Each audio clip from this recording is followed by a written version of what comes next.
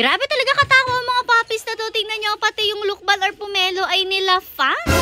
Hello pack members! Welcome back to Husky Pack TV!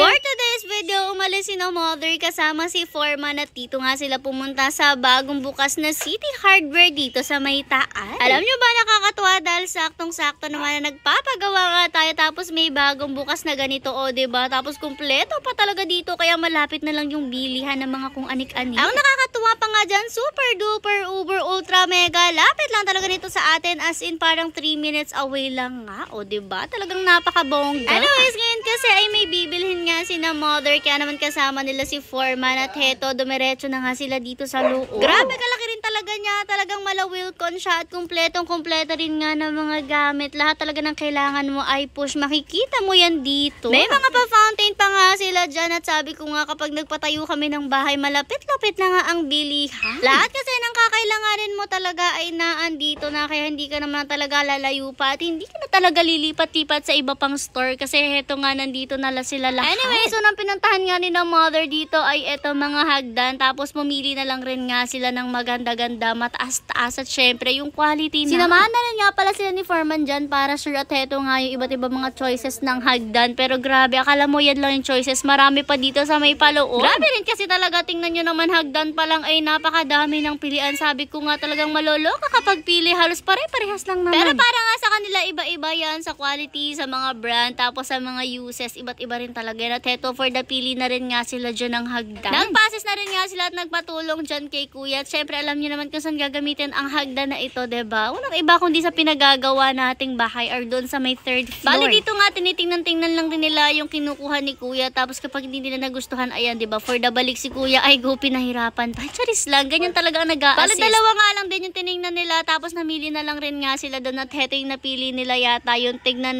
9,750. O diba? Hagdan pa lang 10,000 na, go, mamumulubi talaga ang first. Alam nyo ba, favorite ko talaga magpunta sa mga ganito kahit nga nung hindi pa man kami magpapatayo ng bahay. Kasi nga nakakatuwa talagang mamili dito ng mga kung anek-anek kahit wala ka naman pambili, for the window shopping. Isa rin nga sa mga favorite talaga namin pag nandito kami ay yung pumupunta nga kami sa mga furnitures, minsan nga sa mga sofa, sa mga lamesa, pati na rin nga yung mga bathtubs dito ay naku, ang gaganda. Tapos for the imagine ka nga kung alin sa mga yan, alam mo yun, yung parang pipili ka nga kung alin doon yung maganda sa bahay mo kahit hindi ka naman talaga nagpapatayo ng bahay, o diba? For the imagine lang, kunwari lang syempre. Pero ngayon nga, hindi sila masyadong mamimili talaga ng marami dahil ang pakay nga lang rin talaga nila ay hagdan at heto nga konting mga kinuha ni Mother na gagamitin rin nga sa paggagawa. Isang malaking item lang din talaga yung binili nila, which is yung hagdan, tapos yung iba maliliit na rin. Dito lang talaga na take up yung time nila sa mga hagdan dahil talaga pinag-isipan nga nila dyan kung alin talaga yung kukunin nila. After ng diretso bayad na rin naman sila ng kanilang mga pinamili, o diba ang konti, pero yung nilabas na pera ang dami-dami. Yes, mahal rin kasi talaga yung mga ganyan. Dahil rin nga mahaba-haba talaga itong hagdan na to, ay dito na nga lang rin yan inilagay sa ibabaw ni McQueen. Syempre hindi naman siya kakasya sa likod, nako, baka delikado pa nga kapag ganun. Ginawa na lang rin nga ng paraan ni Tito Bobby na maging okay yung lagay niya dito sa ibabaw at nilagyan na rin nga ng box para hindi nga makuskus or magkasira yung pinakaibabaw ni McQueen. Pagdating nga nila, tuloy pa rin ang magawa ng mga manggagawa dito at eto na nga pala yung update. Medyo marami na rin nga talaga sila nagawa doon sa may 3rd. Sabi ko naman sa inyo, napakabilis lang rin naman talaga nilang gumawa, kaya ox na ox at talagang nagiging problema lang natin ay yung kapag umuulan-ulan at umaambon-ambon dahil automatic ay titigil talaga ang paggagawa. Andito rin nga pala ang bisor natin, walang iba kundi itong si Pulgoso na always present at lagi nakatingin nga sa mga manggagawa dito. Siya talaga yung nagiging bantay dahil lagi na nga lang siyang nandyan. Pagawin naman ni Mother,